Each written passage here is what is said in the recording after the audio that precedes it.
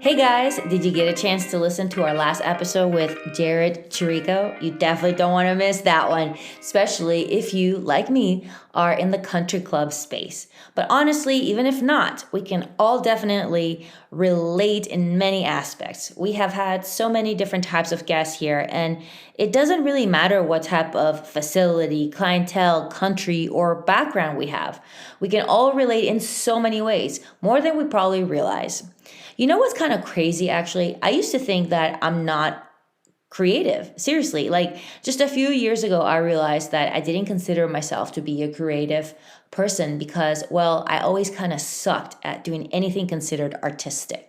I nearly failed my design class in high school. I really don't have any artistic skill set. Like, I'm no good at painting, drawing, poetry, music, or anything like that. I can't even draw a straight line if you give me a ruler. Now, for some reason, I always had the belief that creative people were those who were good at those things. Turns out being creative just means you like to use your imagination and create new things.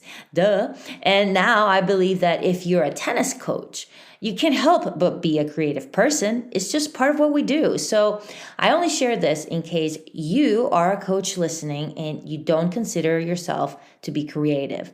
I'm here to tell you you're wrong. If having this belief is holding you back in any way, you need to stop it. I would like to encourage you to play with your creativity. Maybe you can use it to create a presentation, to write an article, to do a video, go to a podcast, or even start one yourself. Wouldn't that be fun? You should do it because it's so fun. Really, don't get caught up in the result or what people will think. Just do it because it's fun. Today, we get to hear from Cari Buck, who is a superstar director out in LA. Cari has an incredible career in the tennis world, and she is such a lucky girl. Tennis has brought her to some of the most beautiful places in the US in her career, like Cape Cod, Florida, Hawaii, and of course, her home state of California. She's definitely doing the Vida Tennis right. By the way, do you know what that means? Vida means life in Spanish, so Vida Tennis means the tennis life. You know, kind of like the high life, but the tennis life, simply just a life enjoyed through tennis. Now, Cari and I discuss her exciting career, wheelchair tennis, and how inspiring it can be to get involved with something like that as a coach. And funny enough, her and I share a dislike for a very popular question we all get asked, especially in interviews, which is, where do you see yourself in 5 or 10 years or whatever? Ugh. Now, I have a favor to ask you. For some reason, the sound of this recording is not that great. I'm not sure what happened, but I'm going to ask you to do your best to just ignore it. I can't figure out how to fix it. So just ignore it as much as you can. It will definitely be worth it. Now, I do want to give a shout out to our California listeners. We are thinking of you and hope you're able to stay away from the fires. There's just so much devastation and it's just so sad to witness. If there's anything we can do, please don't hesitate to reach out. And speaking of reaching out, you can always reach me at vidatennispodcast@gmail.com or simply by visiting our website at vidatennispodcast.com. I'm also getting more traction for this podcast on LinkedIn than any other social media. So if you're on that, just look me up and add me. If you would like to support the show, the best way is to share it with others. You can also subscribe and leave comments on Spotify or YouTube. All of those help the pod get found by other similar listeners. Get ready to hear from one of the best out there, only here at Vida Tennis. Enjoy. Welcome to Vida Tennis, the podcast for those of us who eat, sleep, breathe tennis. Today, we welcome Cari Buck. She is a California girl serving as the director of racquets at the Griffin Club in LA. She has a rich background in the tennis industry, having served in a variety of roles like general manager for the San Diego Aviators, which is part of World Team Tennis, director of marketing and communications for the USTA, and marketing manager at the Tennis Channel, to name a few.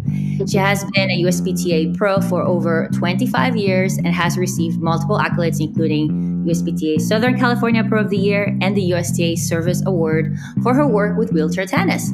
Welcome, Cari, to Vida Tennis. How are you today? I'm great. Thanks for having me. I'm excited. I'm excited to talk with you. And first of all, I am so jealous of you growing up in California, which, by the way, is my dream state. I love California. And you got to spend the summers on the Cape. Does it get any better than that? It was a pretty special way to grow up. I think when I was a kid, I didn't realize how special it was.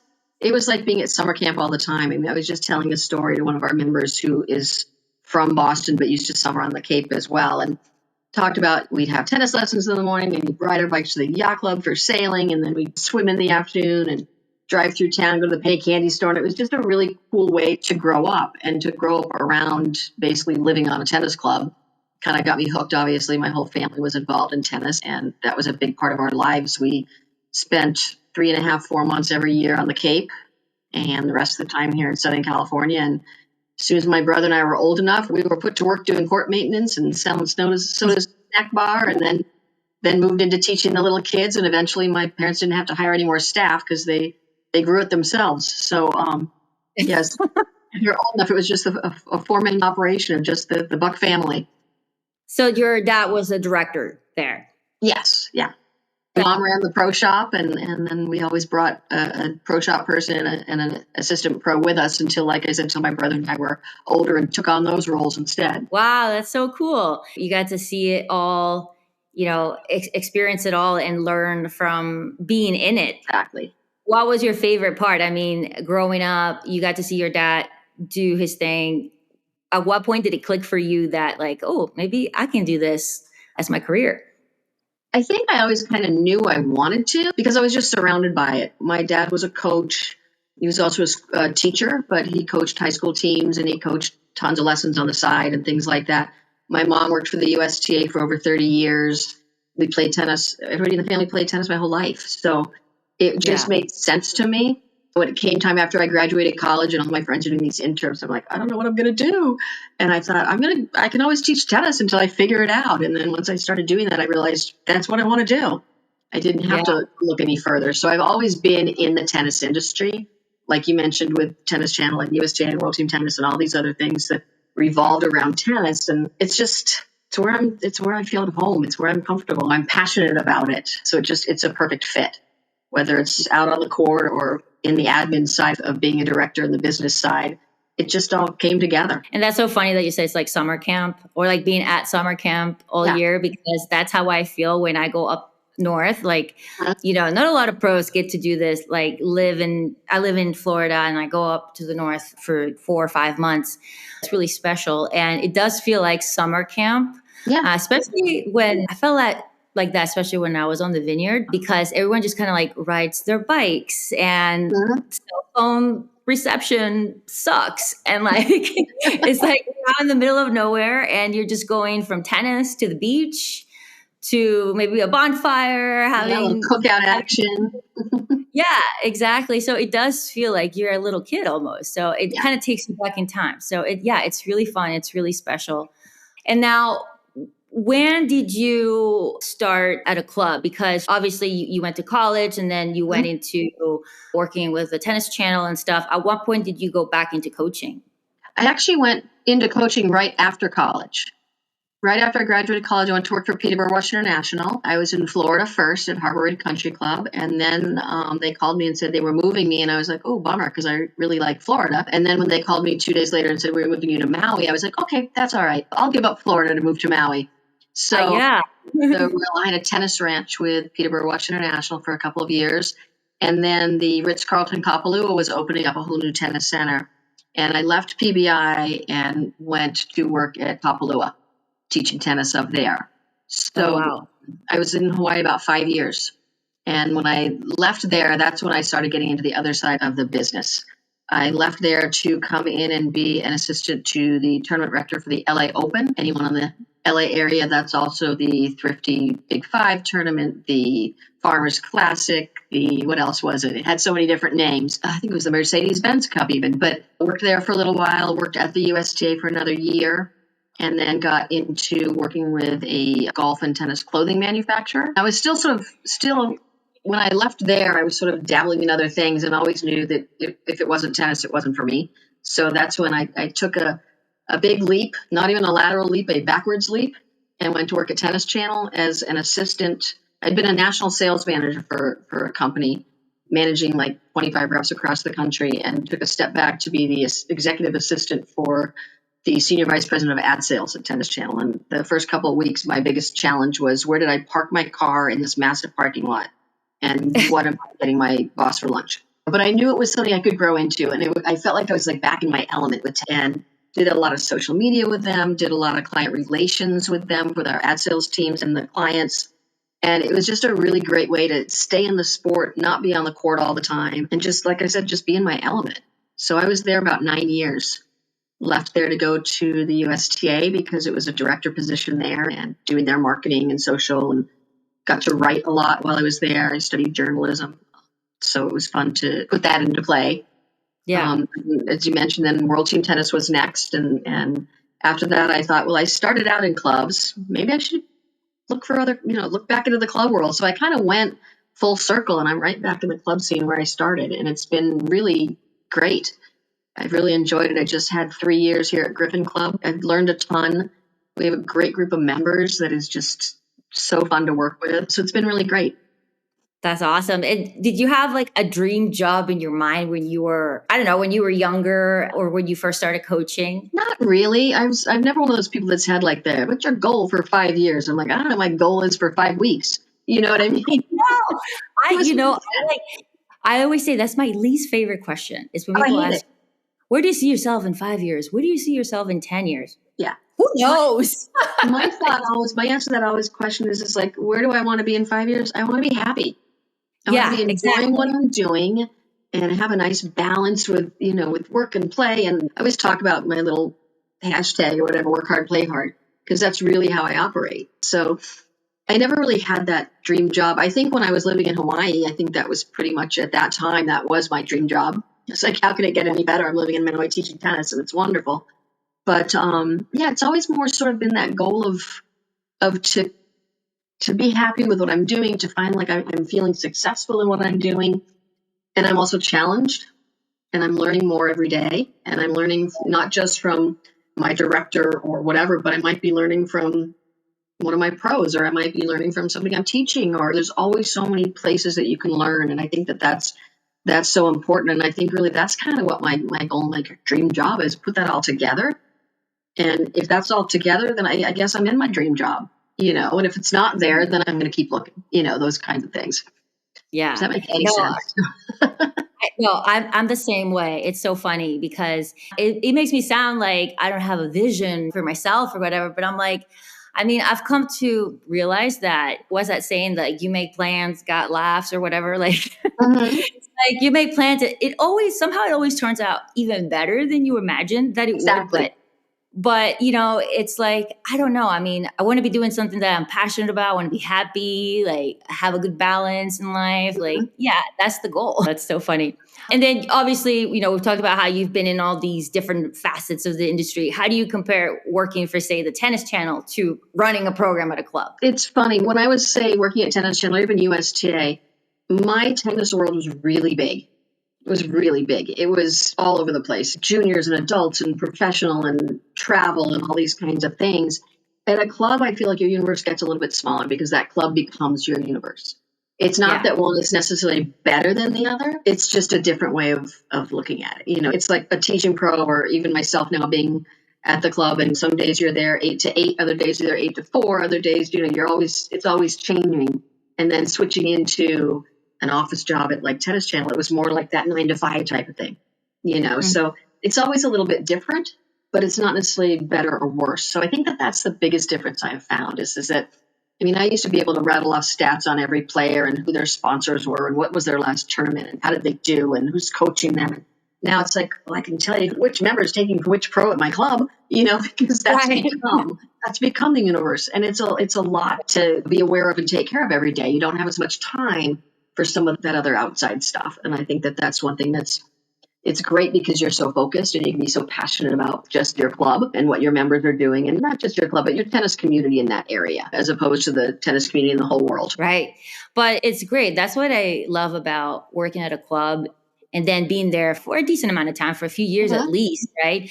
Because you get to really get close with the families. It's like you become almost part of their family, and Exactly. it just my favorite part was always seeing like the kids grow. It makes me feel super old, by the way, but Oh yeah, you just think?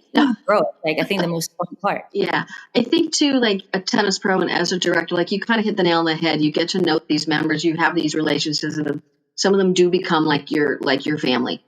And Mhm. I think people that have never been in this role before don't realize that. They don't realize that you're not just a coach. You are a confidant and you are a friend and you are a teacher and you're an entertainer and you're a motivator. You're all these things rolled into tennis is like the avenue that you're using to be able to do all of these things. It's the catalyst that Exactly. gets you there. But those things are so important. And it's being a good coach. I think the number one thing people have to have is they have to have a relationship and they have to trust you.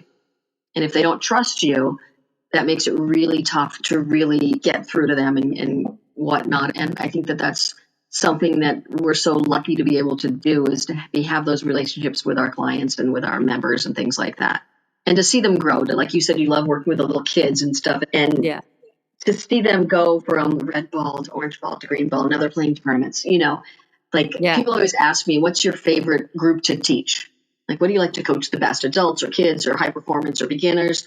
And I'm always like, my favorite people to teach are the people that are making progress, whether they're the red ball going to orange or whether they're the 3-5 going to the 4-0 team, whatever it might be, the high school player that's now playing college tennis, people making the progress and people having I mean, it sounds kind of cliche, but I mean, tennis gave me such an amazing life. I traveled all over. I met wonderful people. I had great experiences. And for me to be able to reach my students and even if I'm not teaching them, my members of the club that also love tennis, to be able to see that same love of the game, that same passion for the game is like, that's what makes me know I'm doing the right thing. You Yeah. know, Yes. and be able to share. I want to, my parents were very big on giving back. I haven't really touched on it a lot with you, but wheelchair tennis was a big part of my family's life. We all coached it. I coached my dad and I did most of the coaching. Mom did a lot of admin stuff. My brother also coached it and still does some coaching of it with a small group outside of Boston that they do. So giving back was really important to our family. And I feel like that this is kind of my way to give back to anybody is just like to share experience and knowledge and passion for tennis so that they can have the same feeling about it. When I see Right. the kids getting really excited about tennis, or we've got an inter club going on right now, or a league match going on, and it's two Griffin Club teams against each other. And to see how excited they've become about being on these teams and how important this league stuff is to them, it's exciting. It's fun. It just makes you know that you're in the right spot and we're doing the right thing. It becomes their life too, right? So Exactly. yeah. So what does a normal day look like for you? Are you still on the court? Are you mostly in the office? It kind of depends on the day, and as most directors know, what you plan on doing when you get there's not always what happens. It's like the minute you walk on the property, the list of things you had to get done is completely changed. Yeah. I spend a couple hours a day on the court. I feel like I can't do too much more than that because then I'm not being able to run the marketing sides of things and the admin side of things and just making sure that my pros are taken care of and they have what they need and the courts are in good shape and all those kinds of things. But I work closely as the director with a lot of other departments at the club here. I work really closely with accounting, very closely with membership. Every time a membership is doing a tour for a potential new member that's a tennis player, they always make sure that they include me so I can talk about the programming and sort of match it to what they're looking for and make sure that what a potential new member is looking for is what we have for them or what they're going to get when they join. A lot of the basic admin stuff, making sure that you're working on, like I'm working with Big Triples tournament tonight, so I'm just finishing up score sheets and all those kinds of things, budgets and billing and everything like that. Not as much rainy day squeegeeing like we used to do in Hawaii, but a little bit here and there in Southern Cal. But yeah, just kind of just being on top of a lot of things. There's a lot of balls to juggle. There's a lot that we have to keep track of as directors. I think one of the other things that I do every day, I try and do it a couple times throughout the day that's super, super important and can sometimes get lost in the shuffle is just walking down the deck and being with the members. Ask them how their game was, ask them how their weekend was, things like that. Again, it's just that other touch point. One of the first pros that the director in Royal Lahaina, when I first got there, he called it patio chat. Make sure you go out and get some patio chat with the members. It's a way to build that trust, that relationship. How are their kids doing? How is their game today? Those kinds of things. And just be seen. Because the more they feel that you are a part of their community and you're there with them, not just for them or but you're there with them, the much easier things become. And when those difficult conversations have to happen, they're much easier because they know you and they feel comfortable with you, and I feel comfortable with them. And so I think that that's really important to make sure that you're doing as well is being present. You got to get out of your office and be present. You're bringing up such a good point. That's something that we don't talk about enough, is how important that is. What you just said. It's just being out there talking to people, like asking them how their day went, and talking to tennis, talking whatever. That's a huge role of a director. And I find it sometimes hard, like during a tournament, because you're like thinking about what court's opening up, what match got done, da, da, da, da. But it's so important to also just be there to socialize. And I learned a lot from the golf pro actually at my club, because that's like all he does. Like his job is mostly to be at the first tee, just talking to members. Yeah, like he doesn't even teach. That's like what he does the most. 90% of his time, that's what he's doing.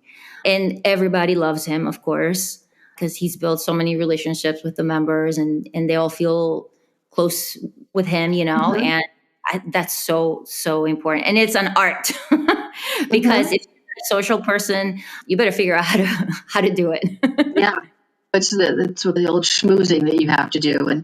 But it's got to also be genuine, of course. And people know when you care and when you're just calling it in, they know, and that's so important. And you have to be present for your members. They have to know exactly who you are and where you are, and when they can find you and how to find you and all those things. And I can't stress it enough. Get out on the deck and visit with people, or up in the restaurant. And when we have big parties here at the club, we just had a fun holiday party, and all of our director departments went, because it's important to interact with the members and things like that. It's a good thing. And teaching does not count. As interacting with them. Well, because if I do 4 hours of lessons a day, I'm interacting with, unless it's a big clinic or something, basically 4 people. Right. I got to interact with it in the course of a day. Even if I was on the court 8 hours, 8 people in a day, that's not enough. I got to interact with 50 people a day. That's great for the pros because that's what their specialty is. But even them, I encourage them to, if you've got an hour between lessons, don't go run an errand. Stay here and get to know people, or come in and string the stack of rackets that I'm waiting on. No. But, so there's a lot to be done. There's, I think, a lot of the people that my friends that aren't in tennis at all have no idea what goes into it. They just think we run around in the sunshine all day long, but there's a lot more to it than that. Yeah. And I think too, some pros and some directors kind of get lost in teaching because, one, of course, the demand is there, but two, you make more money when you're on the court. I mean, that's a simple fact of the industry. Exactly. So it's so important to just take the time to not be on the court, let somebody else take those hours and just talk to your people, man. Yep, exactly. Yeah. What has been a challenge that you've had to overcome as a coach in your career? Can you think of anything in particular, maybe that when you started was a challenge, but it no longer is?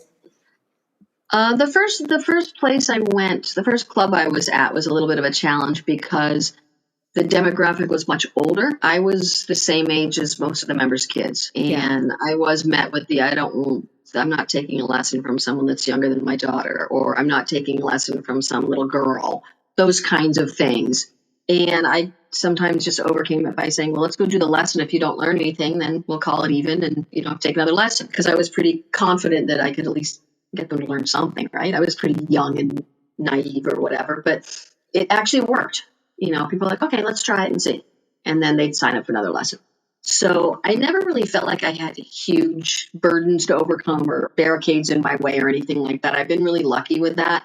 I hear a lot of people saying, oh, I only had to teach red ball. I mean, I loved teaching red ball. So if they put me in red ball, I didn't really worry about why I was there because I was good at it, things like that. So I haven't really had any big hurdles to cross or anything like that. I think a lot of it stems back to my dad. My dad knew so many people and was so well known at tennis and everything like that. So I think that definitely helped. It definitely helped me with enough confidence to go and do what I wanted to do. I can't really pinpoint anything except, like I said, that first club I was at where they were like, why did we bring this little kid?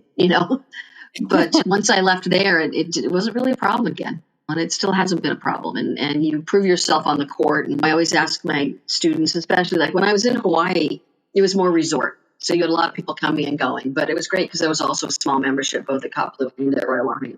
So you had kind of the best of both worlds. But when you're at a resort, people are just always coming and going, and you might do 2 or 3 lessons, you're never going to see them again, right? I always used to ask them, and I still ask my students now, is did you learn something? Did you get a good workout? And did you have fun? And if they're saying yes to those 3 questions, then I know that I've done a good job with them. They've gotten something out of it. They've learned something. They've had a really good experience. They've had some fun. They've gotten a workout. And really, I mean, isn't that that's what we're here for, right? To elevate somebody's experience when they're on the court or at the club or wherever they might be playing a tournament, whatever. Just elevate their experience. I just think that's really important. Did you ever teach in the Northeast? Just at the Cape. That was it. Just on the Cape. Growing up, that you didn't go back later as an adult? No, I never went back. I've had some opportunities, but it's just not the right time to be making a big move when I was, when that opportunity arose. I don't know if I could do it year round. Maybe summer times if I could be bi-coastal like I was as a kid. So is that a thing in California? Like, it's definitely a thing here in Florida. I think some clubs in Texas, if they don't have indoors because it just gets so hot in the summer. Here, it just rains every day. It's super hot here too. What does summer look like in California? This past summer was super, super hot. Out in Palm Desert, Palm Springs, Indian Wells, that whole area, there are a fair amount of clubs that have seasonal pros. So they have pros. Their director might be the director, or their pros at least, might be pros there for 8 months and then gone for a few months because it does get hot. I mean, we had days here where it was like 110 here in LA, which was hot. And then out on the court, it's even hotter, right? But if you go to the desert, those days were like 115, so there are a lot of clubs that downsize a lot. I remember when I was working on the Cape, a lot of the other pros in the area, college kids, recent college graduates, or transplants from Florida. A lot of staff at the clubs was all transplants from Florida or someplace else, but not so much here. Like I said, out in the desert, yes, but not so much other places because our summers are not that hot. So at least LA is not really seasonal. Like it's just No. It's not. Yeah. Somebody asked me the other day, well, when does the season end? And I'm like, it doesn't. It doesn't. It used to be, at least here in Florida, that some even directors, were seasonal. A lot of the jobs have now become year round. Right. And I think that was due to COVID. Like if you go Naples, if you go East Coast, like Palm Beach, you find that a lot of the clubs are just dead in the summer. And it used to be where the directors could go up north and run a program there or teach or whatever, and then come back. And a lot of clubs have changed that. And then also, even the pros, a lot of times the club, they might be paying for benefits or whatever. They keep their staff there, even though they're not really needed. So the pros are kind of stuck not making any money, because we get paid by the hour. So it kind of stinks for the pro because they could just go up north, 6-8 weeks and do really well. When I was in Florida, that's actually why I got moved to Hawaii, because during the summertime, they just kept the director and no pros. So that was when I moved over to Hawaii instead. Exactly. If they're not busy, they're not going to want to stay. I think that a lot of things have already started to change a little bit. Obviously, I would love to see some really concentrated efforts on trying to recruit more and more younger female pros. And I think sometimes it's a hard sell. I personally never had any issues where I felt like I didn't get a job because I was female or whatever. Maybe I did, maybe that was a case, but I wasn't aware of it. I never felt that way. And I've always just really felt like I don't want to get the job because I'm the token female. I want to get the job because I'm the right person for the job and I'm the person that they want. So I've always really pushed that with my pros here. I have 2 other women on staff with me teaching. We definitely feel that little kindred spirit, so to speak. But I think it's important. I think it's important to get, in our just overall, our industry is aging. I don't remember the exact number of the average age of a tennis pro, but I was always way under it, and I'm not anymore. So that age is going up as my age goes up, and we need to be able to fill that leaky bucket. It's just like in a club. Every new member that comes in is probably another member going out the door. It's like we've got to keep that from happening in terms of all the tennis pros. Making sure that, the GMs and ownership understands the importance of having a certified pro and not someone that's been teaching out of the trunk of their car because they've got a ball hopper, things like that. Not to say that there's not great pros out there that are not certified, because there are. But people always ask me about it, like, does it make you a better pro to be certified? And I was like, well, to me, it just shows that you're in this as a career and not just as a job. You're Right. investing in yourself when you become certified. I'm PTR and USPTA. Oh, wait, RSPA. I got to get used to the new lingo. Yeah. But I'm PTR as well. I just feel like that's just a way to invest in your career and make you a better pro, make you a better director, make you a better teacher, a mentor to your other pros or to whoever. So I've never really thought that just because you're certified, you're necessarily a better coach. You have more tools more tools to use and more resources to rely on. But again, I think it's more about investing in yourself and investing in your career. It's almost like, why wouldn't you? Like, are you Well, serious about this that's or my are whole you not? thing. Is why wouldn't you be, right? Yeah. Like, Um, are you serious about this? Are you trying to improve yourself, improve in your career? You mentioned that it's a hard sell. Why do you say that?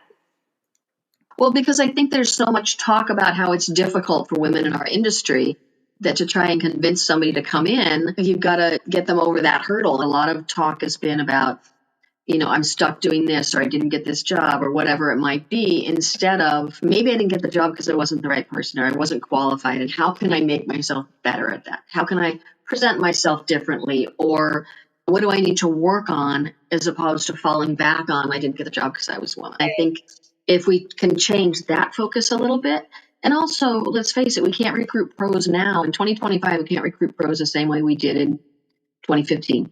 Those pros are different people. They're a different generation. They work differently. They think differently.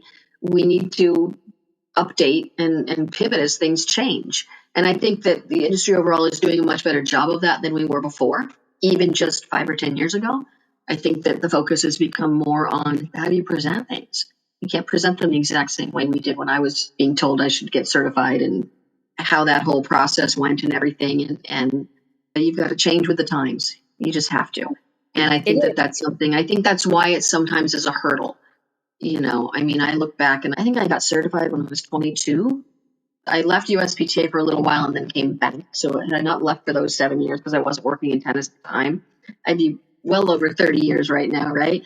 But I'm not even the same person I was then. And the way we presented it and the way we marketed it and everything is very different than how we need to do that now. I think more and more people are starting to realize that, and more people are getting on board with that so that we can make those changes to keep our industry strong, to keep new people coming in, to keep pros interested, to keep general managers and ownership understanding the importance of pros being certified and what that brings to your club. It all goes back, elevate the experience. Elevate the experience for your members by having certified pros.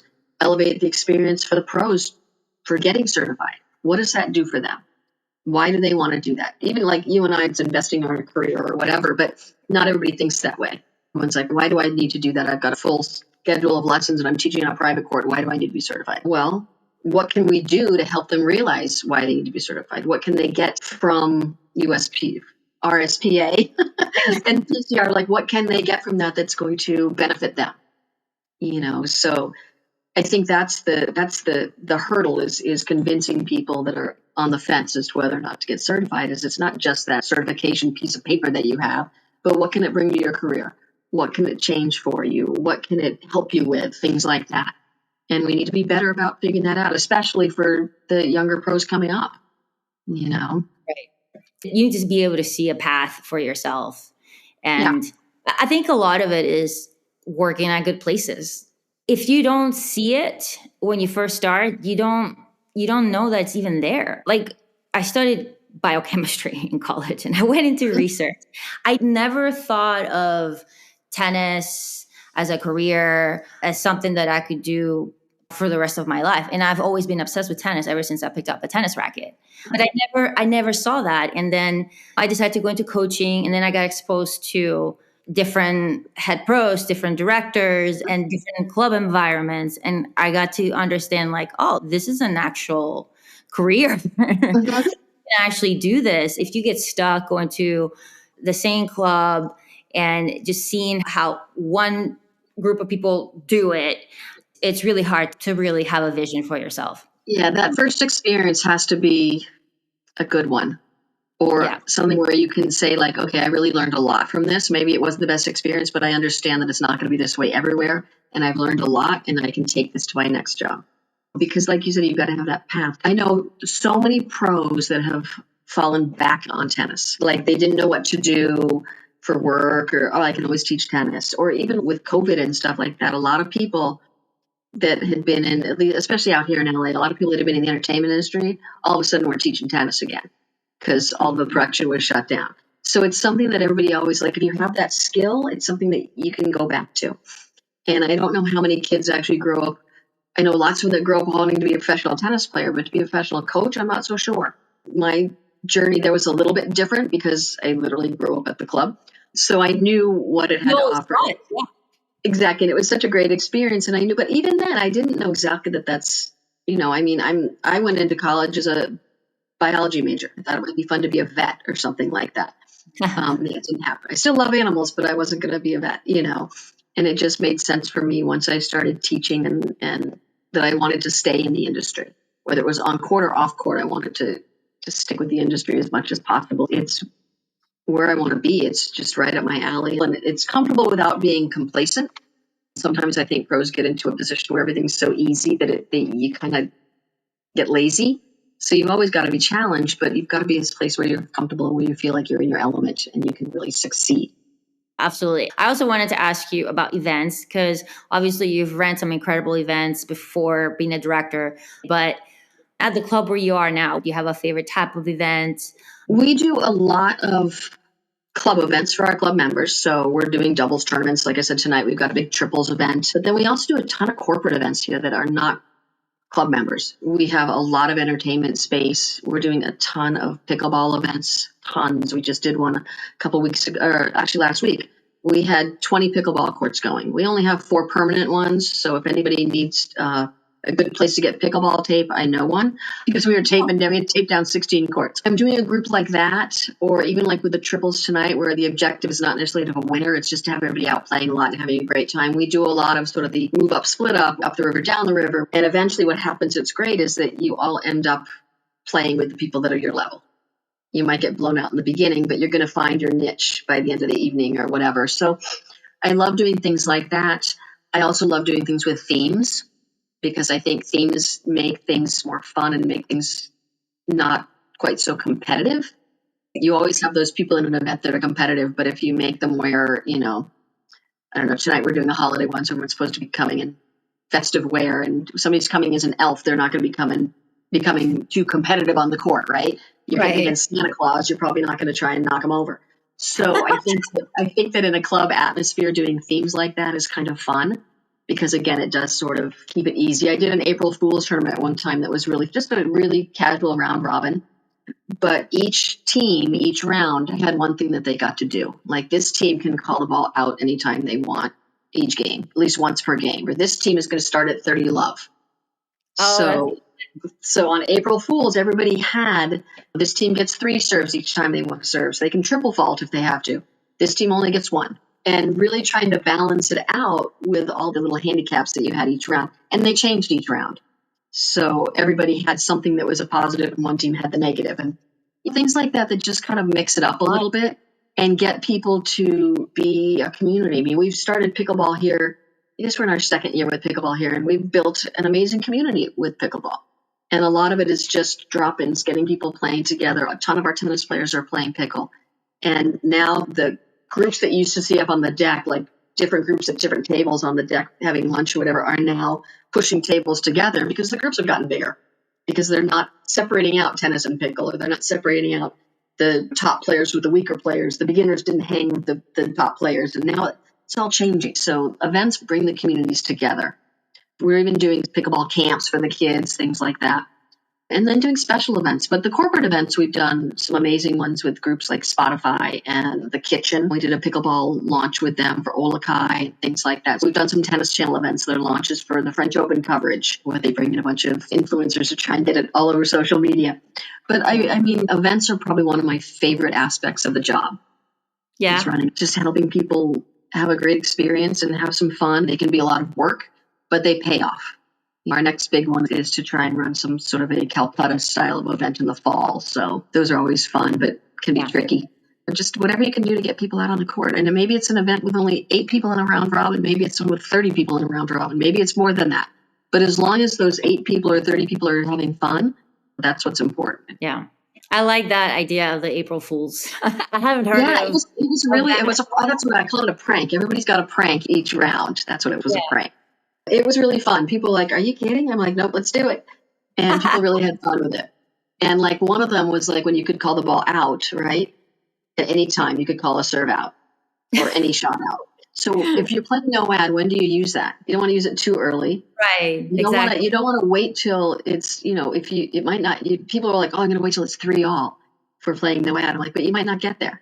And if you don't get there, now you can't use it. So it sort of became this strategy for people like, when are we using that? And that was even fun to see is, when are they going to use when are they going to use their prank in the match? Yeah. So you're running a pickleball program. You said you have 4 courts, and then how many? Yeah, we have 4 permanent courts. I'm sorry. We have 7 tennis courts and 4 permanent pickleball courts. We don't have a huge. I mean, I wish we had 27 tennis courts. We've got the people and the lesson requests and the activities to do it, but we just don't have the space in order to expand either. But we've worked our way around it. We've figured out how to make things work. Like tonight, we have 2 courts of pickleball drop-in. It's our dinks and drinks on Friday night.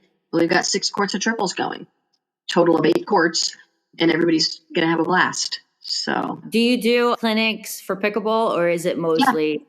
Yeah. It's mostly the most popular stuff is the drop-in, but we do leagues. We have a ladies' league. We have a co-ed league. We had a mixed league last summer where it was strictly mixed doubles, and we do a lot of drop-ins. We do a kids clinic.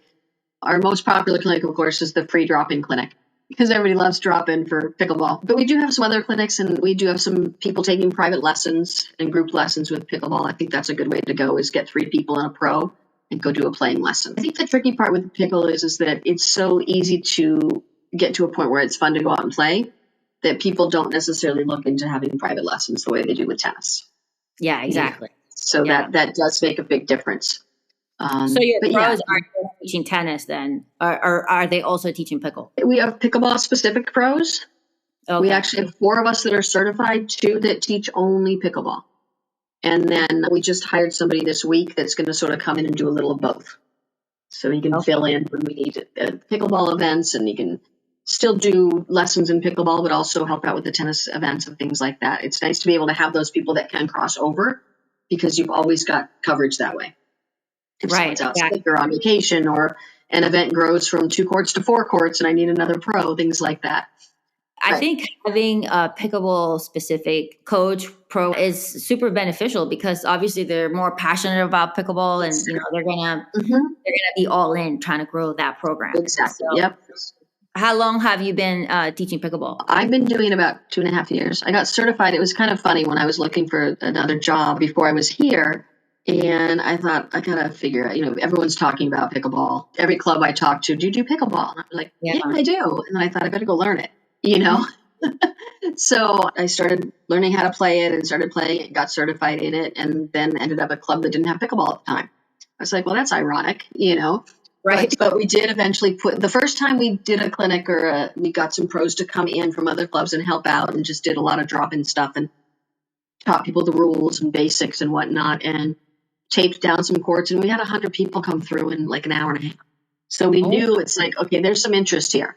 So then we put in the blended lines down on one of the courts. So an hour or 2 hours on Monday morning was for pickleball, and the rest of the day was tennis. So we had these staggered times for pickleball, and we were like, it's just not going to work. You have to go all in if you want it to grow. You can't just say, this is a pickleball court for 2 hours every day. Like, we needed to really invest in it. So we put down the permanent lines and got the really good nets and everything like that. And it's just always growing. There's always more and more people coming to drop in, more and more people just trying it out. Leagues, we usually have about 12 teams, and each team has 4 or 5 players on it. So it's really getting a lot of people involved, and a lot of people getting out and exercising that maybe weren't before. And actually, a lot of the women that are on the league teams are like, pickleball is helping my volleys. I'm not afraid to volley anymore. I'm not afraid up at the net. And my reaction time's gotten so much faster. And so for those people that say you're not going to get a workout and it's going to ruin your tennis game, it doesn't have to. And you are going to get a workout if you're playing it right? If you're trying hard enough, you're going to get a workout, especially if you're playing singles. Maybe not. But you get quick. Yeah, and your reaction time comes quicker and all those things. People always ask me, when did it switch for you? I'm like, when I played it, when I realized it was really fun. And now it's more I still teach it a little bit here, and yes, it's part of my job, but it also, when I'm not here, is a hobby to go play pickleball with my friends that aren't tennis players. So it's been a really nice addition to the club here, and it's been really popular with everybody, and definitely a smart move to do. Yeah. You said you're PTR, you're, Mhm. wait, RSPA. There you go. I almost said RSPTA. You're also in the directors club. Yep. Have you always been like that where you're involved with different organizations? Yeah, because again, I think it's a way to invest in network. I think that networking is such an important part of our industry, and that's the best. When I go to a conference, like I'm going to PTR in February, Oh, um, nice. I think one of the most fun things and one of the most beneficial things is the networking. Yes, the seminars are great. The education is wonderful.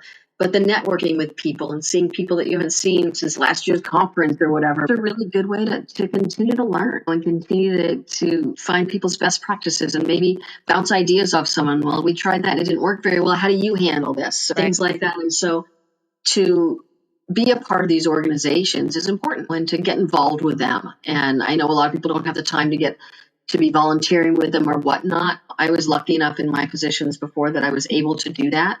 I was able to be on the Southern Cal board for many years. I think 12 years I was on that board and on the national board and traveled to a lot of different divisions and presented at their conferences and just got to meet a lot of people. And again, it's like the wider your network is, the more you're going to learn because everything's a little bit different.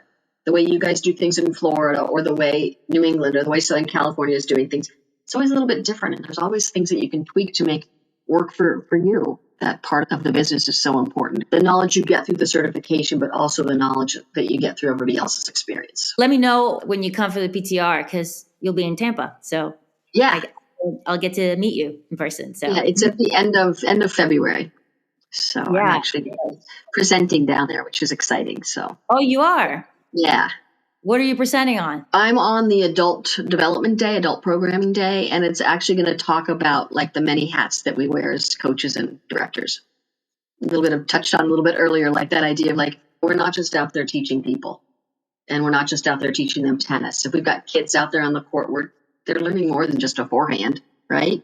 Mm-hmm. And that's one of the things going back to kind of like wheelchair tennis is like, I was so lucky to be able to do that because I really learned, like my students learned forehand and backhands from me, and I learned these amazing life lessons from these players that were in wheelchairs and got a whole different perspective on it. And I literally fell into that when I moved to Hawaii. I don't even think I'd ever knew anybody in a wheelchair, let alone knew that they played tennis. And I got there and they're like, oh yeah, you've got a wheelchair tennis class on Saturday. And I was like, huh? What's that? You know? Yeah. So I told the guys when they got there, I was like, look, I don't know anything about wheelchair tennis. I can teach you tennis, but you're going to have to help me learn how to teach you guys wheelchair tennis and how, like, what makes it different and what makes it the same. And honestly, there's a lot more similarities than there are differences. And they brought me a chair and I learned how to play in it and I did all that stuff and got okay playing in it. Not nearly as good as my students, but I was okay. Yeah. It's just all about learning. All about that's what it is learning and enhancing people's experiences and raising the bar is what's really important. You can't get complacent. You can't go, okay, I've got this job now, I'm good, right? I've got this job now, I want to do it even better than I did it last year. Exactly.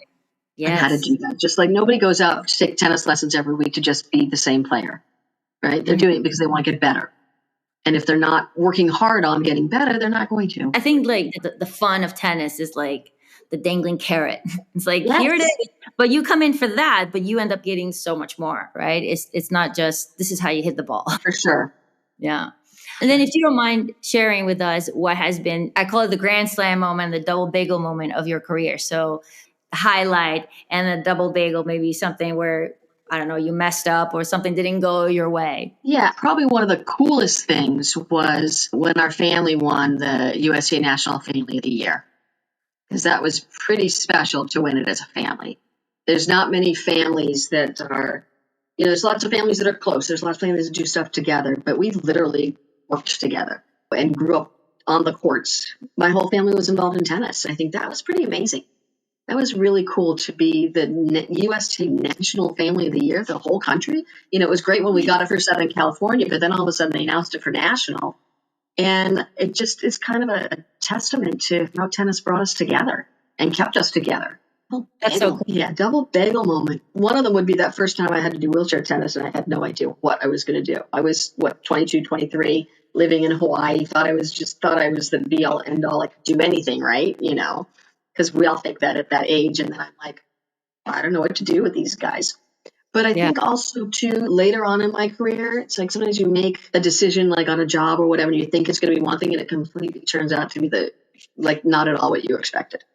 Right. Whether that was what your thought was it was going to be, or whether that maybe was what you were led to believe it would be, or maybe you were flat out told that's what it would be and it didn't turn out to be that way. I did have one of those. It did not work out the way I really expected it to.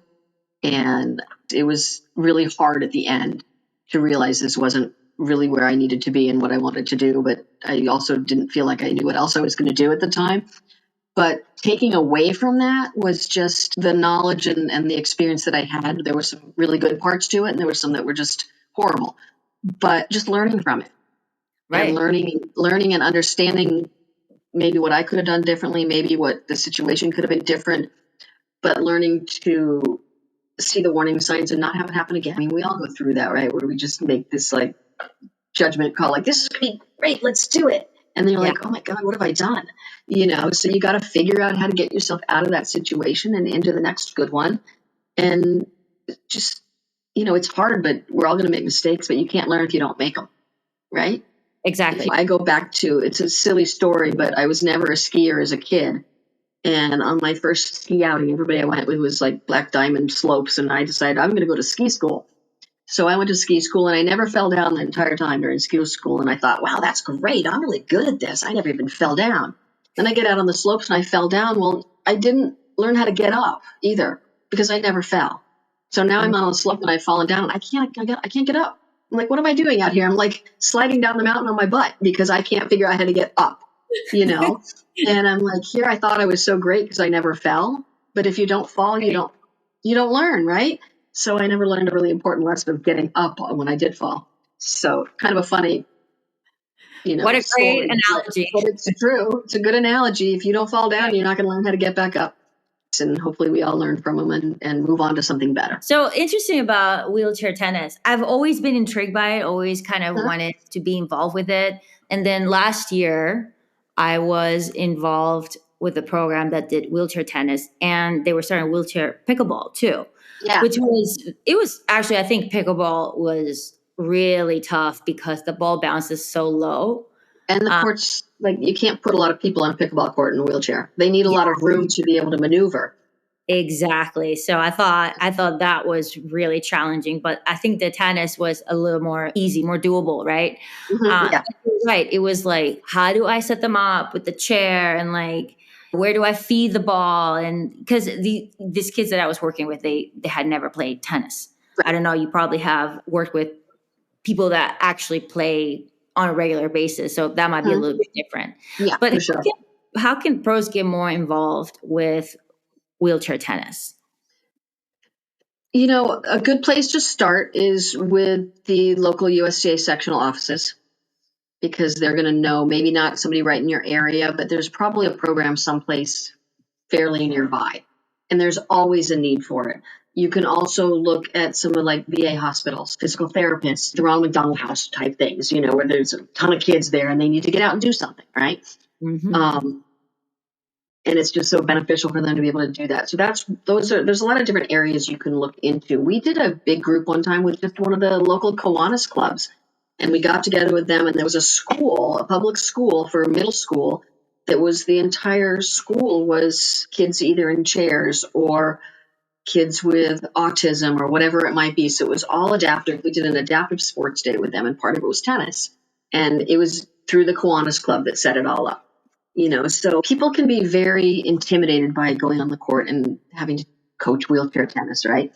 But it's, like I said, there's so many more similarities than differences. There's two major differences, is that one, you can't move laterally in a wheelchair, right? You can't. And that's when you know that a coach is a beginner coach, when they have them start on one side and do the 3 balls across the baseline, moving this way on their forehand. They're never going to move that way on a court, right? That's not how you play. You've got to go in circles when you're on the court.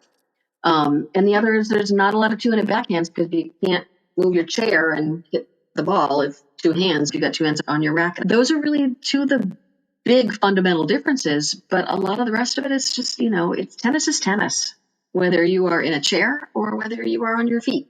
Tennis is tennis. The movements vary a little bit.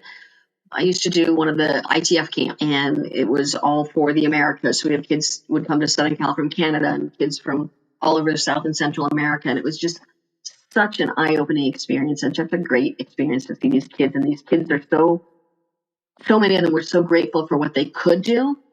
Yeah. And didn't worry about what they couldn't do. They were just happy with what they could do. And it was a place for them to all be together where they were all the same.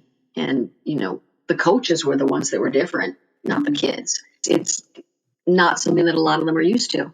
They might be the only person in their school that's got any kind of disability. So to come together with all these kids from all different places, some of them didn't even speak English, and they'd come to this camp, and we'd figure it out as we went along, right? We'd have coaches coming from other countries as well, so that helped. But it was just a really amazing experience and learned a lot from those kids. It really is. I think it's probably been one of my favorite things that I have done as a coach. Like, talk about inspiration. Like, just because it challenges you as a coach. Like, okay, how am I going to teach this? How am I going to keep this like doable, like where they don't feel like they're also failing, right? Like you want to be encouraging and like make it somewhat easy, but challenging at the same time and make it fun. Yeah. So that was interesting, right? Like how to figure that out. And just being with these people, like they're, again, like you said, so appreciative of everything. And like, it really was one of the most inspirational days for me as a coach. And it kind of stinks that I haven't gotten to do that again. But I really think like if you're a coach and you're burned out and maybe you need some inspiration, you should go do that. Because you'll fall tennis right back. Yeah, it's amazing. And for anyone that's interested in coaching, it is like get in a chair. You can't do it until you've done it, until you've tried being in that chair. Yeah. Right? You have no idea how tough it is until you actually try. I mean, when I was doing it, first of all, there was no YouTube to go check out videos, right? There wasn't even, we barely had email at that point in our lives. So it wasn't like we could go see a bunch of videos and watch some of these great coaches coaching wheelchair tennis. It didn't exist. And the chairs were very different. The chairs now have kind of a tip wheel on the back so they don't fall over as easily. Our chairs didn't have that. I fell out of that chair so many times trying to figure out how to move the chair and use a ball hopper. Impossible. But you learn how to do it. But who you could reach out to is Jason at Nona. Jason Harnett is his name, and he's the national coach for Team USA. And they do a lot of wheelchair stuff there. And he'd be a great resource. He's a good friend of mine. I haven't seen him in far too long since I've seen him, but learned a ton from him about wheelchair tennis. And he'd be a great resource for anyone that's interested in getting involved or even just seeing it, watching it, and testing the waters first is really something I wanted to do. But yeah, I mean, it's amazing. And I think it also talks to just getting out of your comfort zone, and we all know what we're good at. And sometimes it's good to get out of your comfort zone and try something different. Maybe you end up loving it like I did. I mean, for a long time, even when I wasn't coaching at all, I was always still involved with my wheelchair tennis players. And one of them is doing really well right now. And I thought it was right after I moved home from Hawaii, and he was like 8, and now he's like an adult and traveling the world playing tennis and all this stuff. It's really cool to see how he's progressed and that he's still doing it. And now one of the guys that I work with here, one of my old coaches who, funny enough, I worked with in Hawaii as well, and now he's working for me. I connected the two of them, and so now he's kind of coaching him a little bit, and he's learning a little bit about wheelchair tennis. So yeah, but getting out of your comfort zone, I encourage my pros, like if you are not someone that is great with, you've been great working with the kids, right?